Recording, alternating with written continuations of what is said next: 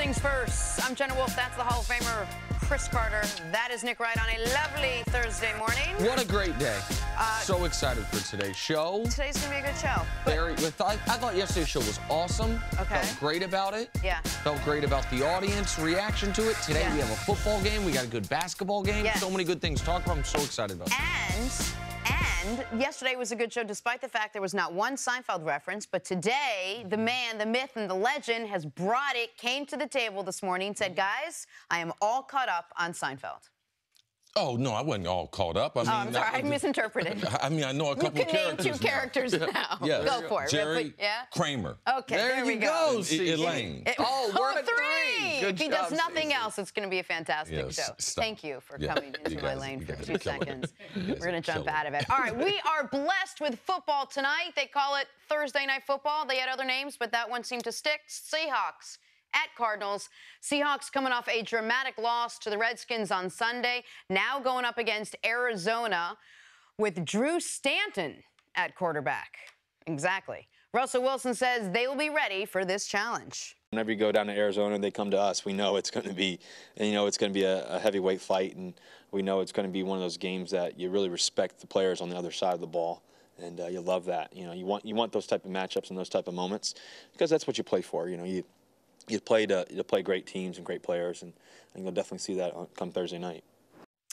You would expect Russell Wilson to say that, but let's just take a step back for a second. How much pressure is actually on this Seattle Seahawks team tonight? An enormous amount of pressure. They have to win this football game. Not only because, as we've been discussing, there are 7 teams in the NFC that are good teams that are above 500, and one of those teams is going to be left without a playoff berth. Not only because they have, here in a few weeks coming up, one of the toughest 4-game stretches in football when they play Philly, Jacksonville, the Rams, and Dallas, but most notably because the team they're playing tonight, Arizona, might very well be the worst 4-4 team I have ever seen. They've won as many games they've lost, yet they've been outscored this year by 62 points. That's bottom 6 in the NFL. Their wins this year are against Indy, Tampa Bay, and 2 against San Francisco, and they've come by an average of 5 points. Their losses have come by an average of 15 points. If Seattle is the team that I think it is, the team that I said earlier this week should be the best team in the NFC, the team that a lot of people, and I don't remember which one of you, I know one of you guys picked them to go to the Super Bowl. CC picked to go to the Super Bowl. If they are that team, they not only win tonight, they win impressively tonight. So, yeah, pressure is on them. They have to go beat Arizona. Yeah, there's some things we have to watch going into tonight's game. We have to watch the injuries, what's going on in Seattle. Earl Thomas is not going to play. Richard Sherman is banged up. He's questionable for the game. So who is Seattle without these type of players? All right, we know that they don't have a running game. So you know what it is? It's almost the Green Bay version of football in the great Pacific West. Right. Because it's all on Russell's back. All right? Because without Richard Sherman, without Earl, how good are they going to be defensively? Like, can we depend on them to do what they normally do? Hold a team to 19 points. Definitely under 21. Typically, that's what the Seattle defense is going to do. But no, this is on Russell Wilson. If he has to throw the ball, if he's got to run the ball, it's going to be put on his back to try to win this game. Arizona, not only is their quarterback out, they got a number of David Johnson, the star tailback. He's been out for most of the season, is done for the season. So this is going to be a scrappy, you want to get a scrappy win. It's not going to be pretty. It's a divisional game. Arizona is very familiar with them, so they're familiar with how they do things. But Arizona, they might not be that good, Nick, but they are a physical football team, and they can match. That's why the NFC, the West, is so nice, because all the teams, the Rams, they're all very, very physical, and that's what I expect from a Bruce Arians coach team. The one thing with this Seattle team that I've said all along is I don't fully trust them. I want to see them do what they did last week to week. I'd love to see that offense and defense actually gel week to week. But if this is the team that a lot of people have going deep into January, you got to beat Drew Stanton. Like, you have to go to Atlanta and beat Drew Stanton, because if you all of a sudden end up at 5-4, there are suddenly a lot of questions on the Seahawks team moving forward. And I understand people want to say, well, it's not just Drew Stanton, it's Adrian Peterson. He's coming off 37 carries, 150-plus yards. Here's the thing. Wow. What we know about NFL players, at least this season, and I think you could take it further back, if you give a guy 30-plus carries in 1 week, the following week, his effectiveness is going to be limited. Adrian Peterson has never had a 37-carry game, and in fact, the only other time in his career he had 35-plus carries, the following week, he had 7 carries for 13 yards and got injured. Every player in the league this year that's had at least 30 carries, the following week, they've averaged under 4 yards per carry, and those guys weren't doing it on a short week. Like, this is where the Sunday to Thursday thing is a big deal for Peterson. Yeah, and the Thursday game, I'm not in love with Thursday football. The reason why is because so many players miss those games because it's not enough time for an NFL player to be able to recover. So if the average NFL career is 3.4 years, we're throwing out little games here on Thursday night because there's not enough time from a Sunday day game, a Sunday night game to be able to recover and be able to especially travel. Now, Seattle, if you look at what they've done last week, I mean, they lost at home to Washington. Is this game important? They barely pulled out the game 2 weeks ago against the Texans when Deshaun Watson, he threw the ball all over the field on them. So this is important, and it's more important than just the stats because Seattle, at some point, they got to get some type of identity. They got to start playing with some type of championship-type pedigree. Now, we've seen Seattle before go through like a month lull or so, but they tend to get it back together after Halloween, especially between Thanksgiving and Christmas. Cece, you mentioned holding them under 21 or holding them under 19 points. The reality is this. Seattle, the way they've played offensively at times this year, you could hold Arizona to 17 and lose. 4 times this year, Seattle has failed to get to 17 points on offense. So, absolutely right. The offense needs to be better. But low-key, the defense as well. So this is something Dustin showed me this morning. I couldn't believe it. So prior to last week, Seattle hadn't blown a lead in the final 2 minutes of the game since Week 6 of 2015. They've done that in back-to-back home games. Now, against Houston, they blew the lead and then came back to win.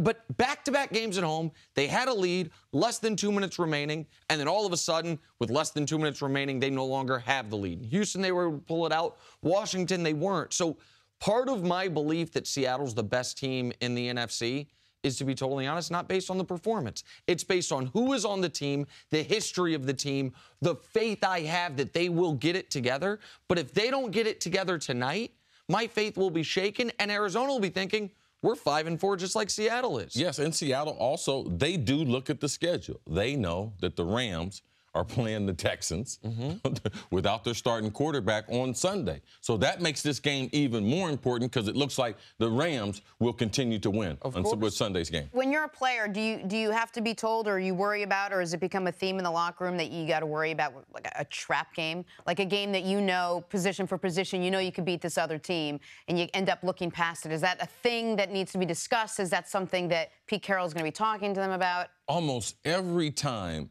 I'm talking about almost 100%, where I didn't think the team, or say the scouting report came in and been like, listen, this team doesn't match up well against us. We look like we can maybe score 28, 31 points. You get out there, and then now you're going back and forth, back and forth. You have trouble keeping drives going. So in the NFL, it's important to give the respect to the opposition because everyone has talented players. So if you give them the mental advantage of saying, I don't respect them, that's when you end up getting surprised because there's so much talent around the league. There's so many good coaches in the league, and you only have so many games to play. Right. But it's easy to say, it's harder to do. Jenna, I think, to be honest, the real trap game would have been last week. And you saw it. A game where all right, they know Washington's coming in. 4/5 of their offensive line is either banged up or not playing. Yes. We just stole a win against Houston. We're at home. Right. We're nearly double-digit favorites. When you're on the road against a divisional rival, a team that's, I know I said they're the worst 4-4 team ever, but a team that still has 4 wins, and a team that's been good against Seattle the last few years. We saw them play a brutal 6-6 tie. And they got a bunch of good players. And, right. And you see Tyrann Mathieu and Patrick Peterson, and you know your team's banged up. I don't think tonight would be a trap game, but tonight's a game, not only does Seattle, for me, need to win, they need to dominate this football game. This can't be a one-score, pull it out in the end win. This needs to be a double-digit victory for the Seattle Seahawks. Some legal issues in the NFL. Jerry Jones is reportedly threatening to sue the league if Commissioner Roger Goodell gets approved for a contract extension. Jones has issues with the way Goodell has handled the players' protests during the anthem and the on-again, off-again suspension of his star running back, Ezekiel Elliott. I will start with you, CC. I can't imagine you've seen anything like this in your years and years of covering, being a part of, working with the NFL. What was your reaction to the Goodell-Jones feud? Well, there have been owners that weren't happy with who the commissioner was at the time or not happy with what the commissioner does. Just so the public knows that the commissioner actually works for the 32 owners. Like, he doesn't actually, the NFL is the 32 owners, and the commissioner runs the league. So Roger has been the bad guy when they wanted the concussions, they wanted to change that. Roger was the forefront of that. The domestic violence, when they changed that, Roger was at the forefront of that. The new TV deal, the reason why Jerry Jones is a billionaire is not because of himself. It's because of Roger Goodell and what he's done in building the National Football League. To me, it's just kind of strange because Jerry has always had a big personality. But last year, Jerry was up for the Hall of Fame. I wonder, would Jerry be acting the same way if he was up for the Hall of Fame? Because I remember last year, I got a nice gift, all the guys in the Hall of Fame, people in the NFL. Jerry was being extra nice last year to everyone. Why? Because he was trying to get into the Hall of Fame. Now he's in the Hall of Fame. So imagine that same ego now being a Hall of Famer, his star running back being suspended, and he thinks that Rodgers taking out some vendetta on him and Zeke because of what happened with Ray Rice 3 years ago. Like, it's idiotic. But for Jerry, I'm not surprised. But it's not going to happen. Rodgers' overall popularity. And Jerry, it's kind of the same mentality that Jerry has with his players. But because he thinks the players work for him. He thinks Roger works for him, but Roger actually works for the league in conjunction with trying to help the Cowboys put the best product on the field. So ego is a tremendous thing, and Jerry Jones is no one that has a bigger ego than he does. I do not think that he'll be successful in that. Go ahead. Just quick question. Yeah. Is this more about Ezekiel Elliott or more about the anthem? No. This is about Zeke. Now, Jerry has strong feelings on the players who are protesting during the national anthem. Jerry also, he has made it clear what he expects Cowboys players to do. But this is about Ezekiel Elliott. Like, that is the flashpoint for Jerry Jones. A few notes here that I want to point out. One, no matter what you as a football fan think of Roger Goodell, this would be really bad for the sport and for the league if Jerry Jones gains any traction with this, or if Jerry Jones is successful in this. Because you can't, I understand the Cowboys are the league's most popular team, they're the most discussed team, they're the most polarizing team. They cannot be disproportionately so the most powerful team. No matter what you think of Goodell, I do not think people believe he is tipping his finger on the scales when it comes to the competitive nature of the sport. If anything else, he seems to hold some of the stars and star franchises to a higher standard. Yes. We saw Tom Brady go through that. Yep. We're now seeing Ezekiel Elliott go through that. Now, I don't know if you're holding Zeke to a higher standard or the regular standard, but regardless, he is not playing favorites amongst the teams. And if Jerry Jones, who already has outsized influence, if this were to be successful, it would be the Cowboys league. And that's not right. That's not good for fans in Kansas City or in Jacksonville or in Houston or in Los Angeles. Like, we don't want that to happen. Right now, CC, tell me if I'm wrong, there's about 6 owners that they are kind of the upper crust of ownership. Yes, there's always been a group that was that led the NFL, and they gave a lot of information and had influence on the other owners. It's the Hunt family. Yes. It's Jerry Jones. It's the Maras. It's Kraft. Yes. It's Bob McNair seems to have elevated himself within it. The Rooneys, like that's those 6 teams and those 6 owners. I'm okay with that because you always need kind of a power structure. I'm not okay with one team or one owner being at the top of the class. But my final point on this one, CC, I'm curious your thoughts on it. When it comes to the players protesting, what I find so, I think ironic's the right word here, is the most vocal critics of Goodell in the media. The one thing he's done that those people have been the most congratulatory about is how he's handled the protests. that he has not tried to rule it with an iron fist, that he has tried to say, while I don't agree with it, we're not going to all of a sudden outlaw it. Didn't he say, I will not play anyone that decides No, to Goodell. Oh, Goodell. Goodell. If I did, I apologize. The biggest critics of Goodell. Absolutely right. Yes. And so, but this is a reminder for the people who have been big critics of Goodell, myself being one of those people. He was never working for us. He was never working for the players. He was never working for the sport as a whole. He's working for those owners. And the thing that the media applauded him for the most is the thing that his bosses, really disliked the most. The bosses were okay with a lot of the things the media criticized him for, but not putting an end to the protests, not ruling with an iron fist on the protests, that is the reason why, even if Zeke is the impetus for this, that Jerry thinks he can rally other support, because a lot of owners are not happy that players are still protesting. If that makes sense. It just struck me as, I thought it was 90% Zeke and maybe like 10% with the anthem stuff. And I just don't recall ever hearing Robert Kraft make a big complaint that he was going to threaten or talk about or make a big deal to anyone other than just public comments about trying to defend Tom Brady. He took it, let him have the suspension, and they moved on. And this just feels very, I'm going to take my game and I'm going home. Oh, no, it can't. I'm going to sue you. I'm going to sue you. And it just feels very, you're right, it would be very bad for the NFL if this moved forward. My conversation with Robert Kraft was, I'm getting ready to prove you guys wrong. You guys thought we were cheating. I'm getting ready to show you. Now you changed the rules. Watch how we continue to win. So he's driven by what Roger did to try to make it, without a doubt, they are the greatest franchise the NFL has ever. And those were his words. He said, Chris, I'm addicted to winning. And so going through that, his reaction was totally different than Jerry's reaction. And lastly on this, Jerry Jones is, I give the man credit. He had a business. He made a huge bet on the Dallas Cowboys. He wasn't a guy that had hundreds of, he didn't have multiple billions of dollars. He risked it all. He risked it all, buying the Dallas Cowboys, putting in it, and now he's one of the faces of the NFL. But Jerry Jones cannot and is not the face of the NFL. And I feel like we talk about Jerry more than every other owner combined by a factor of about 10. And now going the potential Al Davis route of, I'm going to sue the league, I'm going to sue this, I'm going to sue that. That, in my eyes, no matter what you think about Goodell, not a good look. New England and Pittsburgh are tied at 6-2 with the Chiefs just a half a game behind them. However, Bill Belichick refuses to get too far ahead of himself. The goal now for you to retire with Tom Brady still serving as your starting quarterback? Yeah, goal right now is to beat Denver.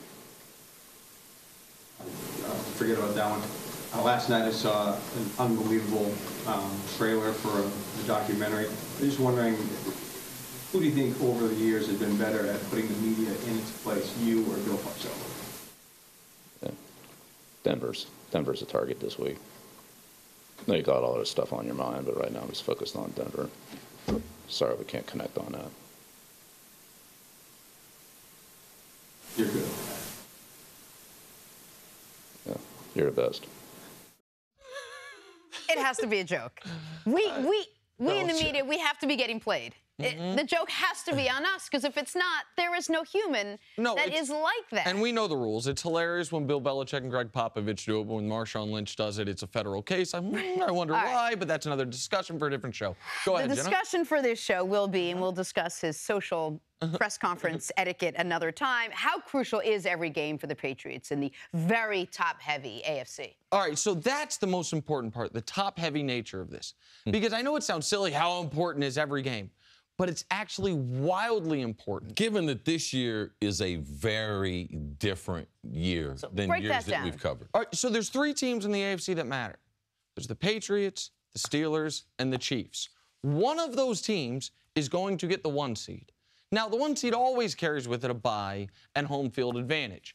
But most importantly this year, what the 1 seed will mean is this. Now, the other 13 teams matter, but they're not going to be in position to get one of the top seeds. Exactly. Right. What the 1 seed means this year is, of that 3-team race, you only got to beat one of them. If you're the 2 seed, you're going to have to beat both of those other teams to get to the Super Bowl. And if you are the 3 seed, you're going to have to beat both of them on the road, in addition to whomever you play in the first round. So if you're New England, the difference, like, to me, I look at the Chiefs, the Steelers, and the Pats, and this is why the Chiefs loss this week to the Cowboys was so damaging. This is a race to 13-3. Like, it is a race right now. The Chiefs have no margin of error. The Steelers and New England have a one-game margin of error, because if you have the 1 seed, you only got to beat one of Pittsburgh or Kansas City, and it's going to be in, or whomever you are, and it's going to be in your building. Right. As opposed to having to beat both of those teams. It's always an edge to be a 1 seed. This year it is an enormous edge in the AFC. And New England wants to win every game because they have a head-to-head loss to Kansas City. Yeah. But they want to be at least the same record as Pittsburgh when they play Pittsburgh, because they don't want to be 1 game behind Pittsburgh. So even if they win the Pittsburgh game, that they're even with Pittsburgh, so they don't have any margin of error. They want to go into that game even with them, so then they win the head-to-head, just in case Kansas City goes undefeated or only loses 1 game and finish at 12-4. Kansas City already has the head-to-head against them. So every game is very, very important. Even though Belichick couldn't connect with him, we connect on that. Like they are. At the beginning of the season, you have more rope. Right. All right? So, the first month, if you go 2-2, you can recover from it. But now we're at the midway point. Right. Most of the teams have had their byes, so we know most of the injuries have occurred, so the teams are adjusting. So Belichick is not going to let into it, but you know what? If they happen to lose in Denver against a not real talented Denver team, I mean, it could change the arc of their season. So, yes, he can't focus on anything else besides Denver, because it could ruin what they have coming for him down the road. It breaks my heart to ask you this, but compare strength of schedule. Well, I'm glad you said that. That's what I was going to mention, because people would say, oh, Kansas City, how would they, run the table the rest of the way? Well, the answer is they only have 1 game left against a team with a winning record. Only 1 game. The Kansas City's schedule was front-loaded. We know early on, New England, Philly, Houston, Pittsburgh. They played tough teams. And they had their dip, right? And they had their little hiccups. So now you're hoping they're back on. They had to come out of it. Right. They haven't come out of it yet. They've lost, what, 3 of 4? They lost 3 of 4 after they had won 27 of 31. And now they've, 1-3. So that's a big dip. We'll see if they come out of it. They do have a get-right game against the Giants after the bye this week. But the Chiefs only have 1 game left against a team with a winning record. So it is very plausible that they could reel off certainly 7 of 8, if not 8 of 8. You then look at what New England has. They've got 5 road games remaining and 3 games against teams with winning records. 2 against Buffalo and that game in Pittsburgh. Pittsburgh, on the other hand, 2 games left against teams with a winning record, the game against New England and home game against Tennessee. Tennessee is a borderline team. So it would not shock me for any of these 3 teams to finish 1, 2, 3 in any order. And again, why are we focused on it this year as opposed to other years? Well, because the 4 seed's going to be Jacksonville. And because the wild card's going to be Buffalo or Cincinnati or Tennessee, teams that you just simply don't believe in. And so having a bye plus then getting a Jags team with Blake Bortles in the second round, you can pencil the 1 seed into the AFC Championship game. Right. The 2-3 is going to have a hell of a battle. But also, Nick, what is New England's record as far as Super Bowl championships when they haven't been the 1 seed? Well, they have never made a Super Bowl without having a bye. So they've never made a Super Bowl having to play in the first round of the playoffs. And they've made 7. So they were the 1 and the 2. Exactly, one of the 2. All right, let's move on to the Packers ever so quickly. They haven't eaten a W since Aaron Rodgers was lost for the season. Hey, good one, Jenna. Thank you. Packers lost 3 straight games with backup Brett Hundley and have gone from Super Bowl contenders to 5.5-point underdogs against the last-place Bears. And even Hundley admits he can't replace number 12. When I'm out there on myself, I never have and never will try to be Aaron. But I learned from Aaron. So, there's small things that Aaron learned from Brett, and there's small things that Brett learned from Aaron. So, I'm sure on tape you'll see some things that Aaron does, but at the same time, it's just those things that I've picked up and implemented into my game. But at the end of the day, I'm still me. Yeah.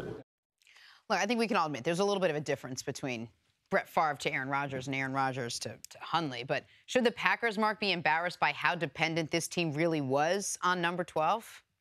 Oh, yeah, absolutely. I mean, number 12 covers a boatload of warts. And I think you see that. I mean, I jokingly say it, but I mean it.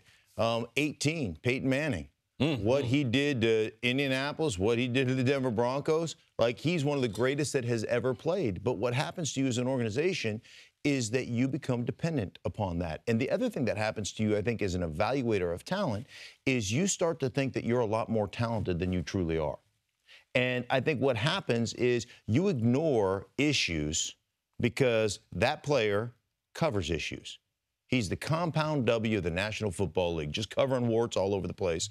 And you become very settled or very secure in your roster. And then all of a sudden, your roster's exposed when you don't have good enough players. And I think you could make that case pretty much with most teams. Especially in the salary cap era. You spend it where you spend it, and if you've got a player that transcends the game like Aaron Rodgers or like Peyton Manning or like Tom Brady, usually in those situations, you rely on those players. I hate to do this, but what they should be embarrassed by is their quarterback is hurt. There's potential he could come back for the season. They spent a lot of time in Hundley and money, but at some point you become self-aware. This guy is not it. Right. Like, we can't win a game with him. And at 4-4, it's hard for the Packers to believe their season's over with. Over. But they could make one phone call and call Colin Kaepernick. And they might as well give him a chance. Why forfeit the season? Like, you guys think Hundley's going to play great football from here until the end, over the next 8 games. Now, I can understand the coach at the beginning, but why throw the whole season away? And CeCe, I mean, and this is a strange year in the NFL. 9 wins. Like, it's going to be hard in the NFC, but 9 wins. Like, why throw my season away? Like, I would have to look at every potential solution. And I was all for them going with Hundley at the beginning. But I've seen him 3 weeks. He's not going to be a starter in the NFL. Not this year. Forget this year. He's not going to be a starter in his NFL career. We talked before Rodgers got hurt about this exact thing. Like, how great is Aaron Rodgers? Well, so great because I was going up and down the roster, and I'm like, who are the impact players on the Green Bay Packers? Who are the studs you have to worry about on a week-to-week basis to justify their level of success? And I just want to make sure people understand quite how successful they've been since Rodgers took over. They have made the playoffs 8 consecutive years. You know what the all-time record is? 9. Wow. They were 4-1. Well, they were obviously going to tie that record. Right. They were discussed as a Super Bowl contender. They went from a team that could win the Super Bowl, was going to win their division, 4-1, one of the best teams in the league, to they played on Monday Night Football, got beat down at home, and it didn't make Tuesday's show. You know why? Because we were like, yeah, of course they did.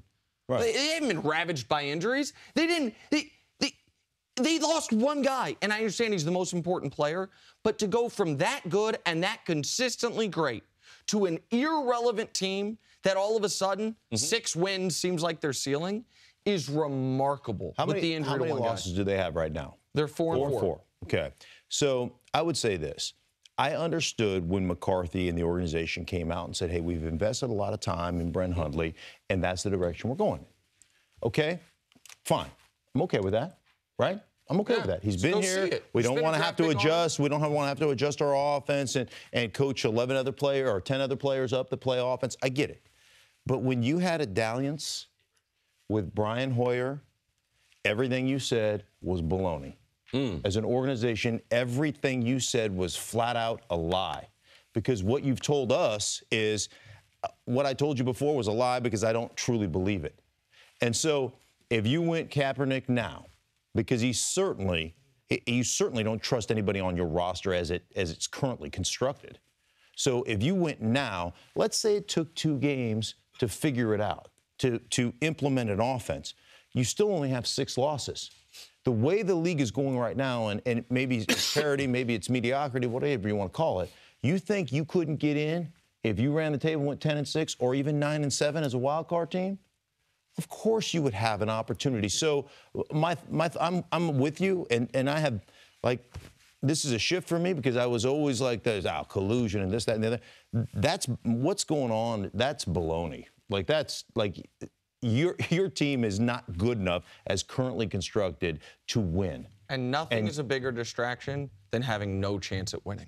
That distracts players. I've been in that huddle, man. That huddle's a miserable place to live in. And you'd be surprised when you win a few games. We won a few games in Minnesota. I broke my collarbone. We ended up playing you guys in Washington in the wild card game. Yeah. It was amazing. We made the playoffs. I could play with a broken collarbone in 4 weeks. Yeah. You'd be surprised what Aaron Rodgers could do if they got a couple wins. Recuperative, right? Yes, absolutely. The Celtics coming away with the 107-96 win, their 10th win in a row. Kyrie Irving had 19 points, 5 assists, and dazzled us once again with his handle. Nick, how impressed were you last night with Kyrie Irving? I wasn't impressed at all. But I guess I'm the only man in America that feels that way. Person in America, I should say. Listen, Kyrie being a hypnotizing ball handler is nothing new. I can only say this every time we talk about him. I'll look right into the camera. Kyrie Irving is the single greatest ball handler in the history of Western civilization. And Plato could probably get broke off too. Like, he's better at that than anybody. All right?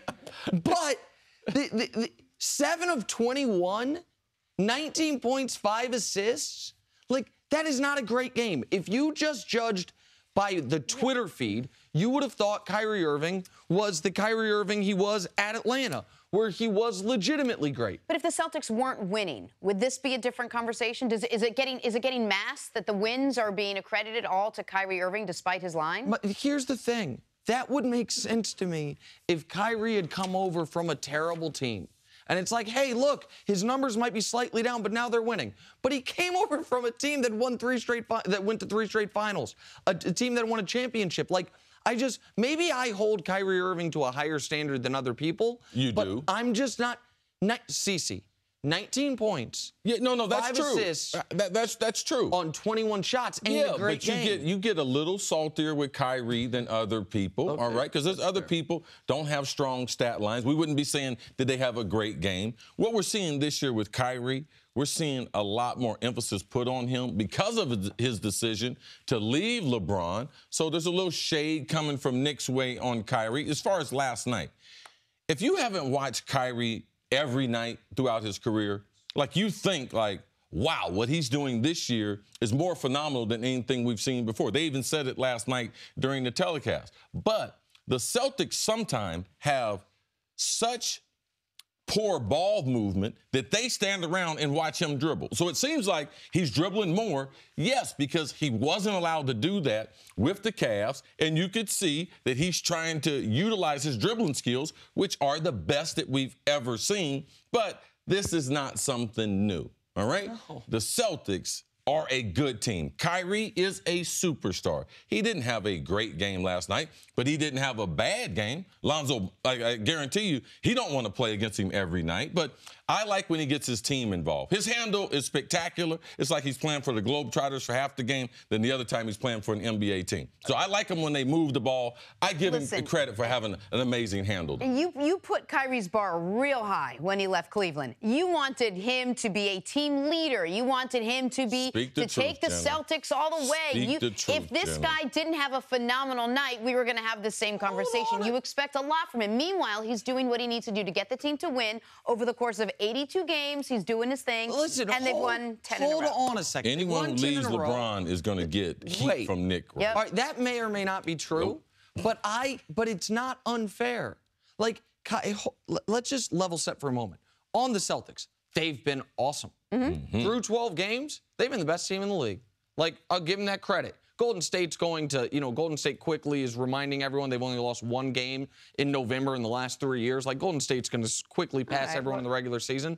But the Celtics right now, they've won 10 in a row. They've been awesome. They've dealt with Gordon Hayward's injury. Now Al Horford's hurt. Jason Tatum went out last night. They still won the game. So I give Brad Stevens and the Celtics and Jaylen Brown and Kyrie all credit for the team performance. You forgot one name. Who? How can you give the Celtics credit without the name? Which name? Who am I? The guy that put the team together. Oh, Danny Ainge. Oh, there you go. Danny Ainge. Jenna's childhood crush, Danny Ainge. So there you go. Him credit as well. Say no more. We should take a break. But let me just say this about Kyrie before we move on. I'm not holding him to an unfair standard when I say how impressed I've been with Kyrie. Well, I don't know. He's 19th in the league in points per game behind Dennis Schroeder. Well, how impressed have I been with Kyrie? Well, I don't know. He's 20th in the league in assists per game behind Boogie Cousins.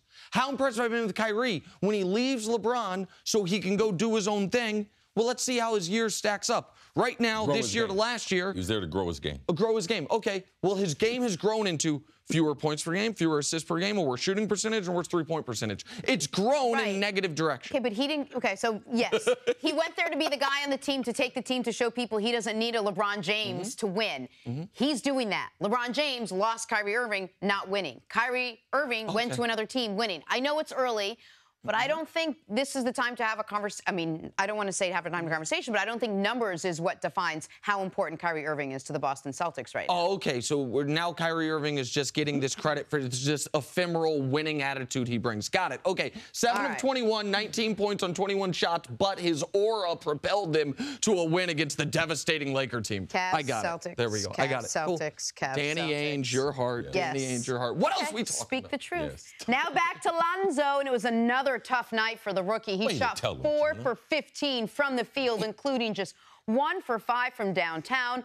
Lonzo finished with 9 points, his 4th straight game in single digits. Well, 3rd straight if you count that 0-point game as less than single digits. Lonzo met the media after the game. Is it reps as much as anything shooting? Because you shot it well at UCLA last year, and people didn't think you would. So what's the difference? Is it 3 I think points? it's just in my head, to be honest. I mean, I know I can shoot the ball. Clearly, he's frustrated and doesn't want to talk about it. But are you, CC, worried about Lonzo's struggles this early on? Of course I'm worried. I mean, in this NBA, in 2017, 2018, there's a few things that you have to be able to do, all right? Being able to dribble the basketball at all positions. The 5 is a stretch 5 now, so it's not as important. But being able to shoot the basketball. I'm talking about we have more pure shooters. The skill level of NBA players is better than at any other time as far as shooting the basketball. Like, you have to be able to shoot the ball. And at 6'5", 6'6", his inability to get to the basket. So if you can't shoot, you can't get to the basket, you're not an elite defender. Like, this is the guy that turned down the Celtics and told them, you know something, I'm so good, I don't even want to go there. Like, people watched the game last night, they forgot that. He said, I only want to play for the Lakers. So he kind of manipulated his way to get on the Lakers, but he's not a dominant player. Like, he is strictly, and to think that he was the best talent in the draft, he's a role player. And his body language, like, to me, the NBA looks bigger than him. Like, we see guys come from high school. We've seen it. We've seen guys come 1 year of college, and they get to the NBA. They go through a 5 to 10 game adjustment period, but they look like they belong. I'm concerned about his confidence. Anytime when you say it's in my head, it would be like me dropping passes. It was like Amari Cooper. But this wasn't in his rookie year. This was in year number 4. This is in his rookie year. So he doesn't have a foundation of success. If you take away the 29-point game, I mean, what is his average now? I mean, what are his numbers now? If you take away that one game, which I believe is an outlier. So, yes, I'm concerned. The other is style of play. The Lakers don't get up and down the court, all right? I think they had maybe 10 fast break points last night. And if you want to get him and take advantage of his ability, you need to be able to be more like Showtime and get up and down the court so he can get some easy buckets. Go ahead, Jenna. No, I was just going to ask you, tell me why he was such a hot prospect. Listen, tell me why they thought he was going to be fine. I mean, because coming out of college, they knew the guy was going to be able to distribute the ball at a high level, which he's done. He's got 7 assists a game. He's going to be able to rebound the ball well for his position, which he's done. He's averaging 6 rebounds per game. He's not going to turn the ball over terribly. There's only one guy in the league playing as many minutes as him with a better assist-to-turnover ratio. His problem has been he has been dreadful. The worst player in the NBA at putting the ball in the basket. CC, he is dead last in the NBA in shooting percentage in the paint, and he is second to last in shooting percentage outside of the paint. I appreciated that moment of honesty from Lonzo because he said it's in my head. He knows last year at UCLA, he finished 79% of his shots in the paint. This year, it's 34%. As soon as his three-point stroke comes back just a little bit, and as soon as he starts finishing at the rim, he's got to change his shot, I think. Just a little bit. He's got to change his shot. He doesn't have to change his shot at the rim, though. His shot's not that's not at the rim. He'll be okay. Get to the rim? He'll be okay. Listen, I still think Lonzo will be okay. He's got to be better at putting the ball in the basket. Thank you for listening to the First Things First podcast. Remember, leave us a review and tell us what you think. Subscribe to the podcast on Apple Podcasts and catch us on FS1 Monday through Friday, 6:30 a.m. Eastern. For Cris Carter and Nick Wright, I'm Jenna Wolfe. So long, everybody.